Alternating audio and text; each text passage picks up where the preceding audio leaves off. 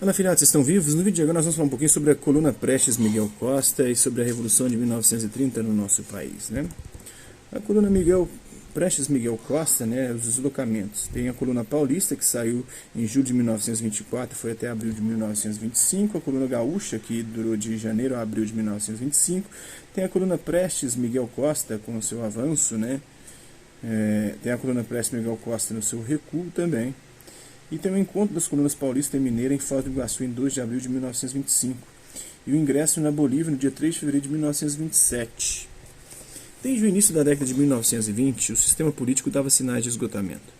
O ano de 1922 foi chave, pois nele ocorreu a Semana de Arte Moderna, a fundação do Partido Comunista e no meio militar a eclosão da Revolta dos 18 do Forte.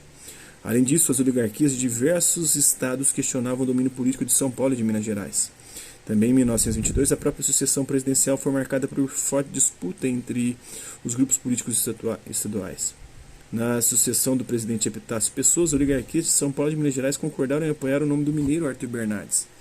No ano anterior, lideranças políticas do Rio de Janeiro, Rio Grande do Sul, Bahia e Pernambuco não aceitaram e lançaram Nilo Peçanha como candidato.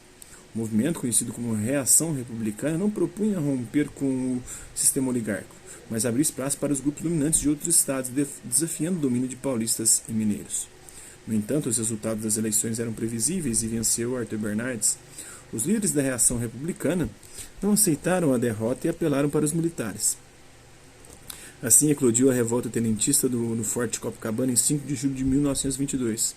Arthur Bernardes, que governou o Brasil entre 1922 e 1926, governou sob estado de sítio, presidiu o movimento operário e atuou de maneira bastante impopular nas cidades. Em 1926, uma novidade surgiu no quadro político brasileiro: a fundação do Partido Democrático, PD, em São Paulo, surgindo como dissidência do PRP, do Partido Republicano Paulista, e o Partido Democrático defendia a reforma eleitoral com o voto secreto e obrigatório, a criação da justiça eleitoral e a independência dos três poderes da República. O sucessor de Arthur Bernardes foi Washington Luiz, que governou de 1926 a 1930. O novo presidente suspendeu o estado de sítio e as perseguições ao movimento sindical, gerando certa liberalização do regime. No entanto, não concedeu anistia política aos tenentes, uma exigência das oposições. Tem um cartaz do Partido Democrático na época, né, contra o voto de Cabresto de 1928. Né? Para acabar com essa vergonha, vote nos candidatos do Partido Democrático. Né? Em 1929, sob tensões ainda maiores, começaram as articulações para a sucessão presidencial. As oligarquias mineiras esperavam ter seu candidato indicado, mas o presidente Washington Luiz, embora nascido no estado do Rio de Janeiro, era politicamente paulista e indicou para sucedê-lo o presidente do estado de São Paulo, o Júlio Prestes.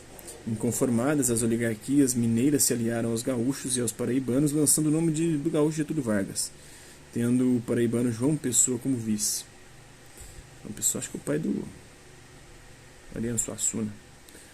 Os dissidentes formaram então a Aliança Liberal com defesa do voto secreto, a criação de uma justiça eleitoral, a moralização da prática política, a anistia para os militares revoltosos dos anos 1920 e o estabelecimento de leis trabalhistas, como férias e regulamentação do trabalho feminino e infantil. A disputa eleitoral foi agravada com a crise econômica mundial, que em outubro de 1929 quebrou a Bolsa de Valores de Nova York, atingindo gravemente o Brasil. Centenas de fábricas foram à falência, deixando milhares de trabalhadores desempregados. O café foi diretamente atingido com as violentas quedas dos preços dos mercados internacionais. Washington Luiz não encontrou meios para lidar com a crise. Nas eleições ocorridas em março de 1930, Júlio Prestes venceu, mas os integrantes de uma nova geração de políticos de Minas Gerais e do Rio Grande do Sul, que participou da Aliança Liberal, não aceitaram a derrota alegando fraudes e procuraram aliança com os tenentes. Luiz Carlos Prestes, nessa época já convertido ao comunismo, recusou-se a participar das conversações. A crise eclodiu com o assassinato de João Pessoa em julho do mesmo ano em crime que misturava razões políticas, locais e passionais. Mas os derrotados na eleição para presidente transformaram o episódio em questão nacional e deflagraram uma revolução. Começou em 3 de outubro de 1930 em Minas Gerais, no Rio Grande do Sul, e se alastrou rapidamente pelo Nordeste. Diante da possibilidade de uma guerra civil, altos oficiais do Exército da Marinha depuseram o presidente Washington Luiz e formaram uma junta militar. Com a chegada das tropas rebeldes ao Rio de Janeiro, entregaram o poder a Getúlio Vargas. O movimento político-militar conhecido como a Revolução de 1930 saía vitorioso, começava a Era Vargas. Na estação ferroviária de Ponta Grossa, no Paraná, Getúlio Vargas, avançando para o Rio de Janeiro, é saudado pelo povo em 17 de outubro de 1930. No Rio de Janeiro, em 24 de novembro, populares comemoram a vitória da Revolução de 1930. Então é isso aí, isso é um pouquinho da história do nosso país. Espero que vocês tenham gostado do vídeo. Quem curtiu, dá um like. Quem não curtiu, dá um dislike. Hasta la vista, babies. Até a próxima.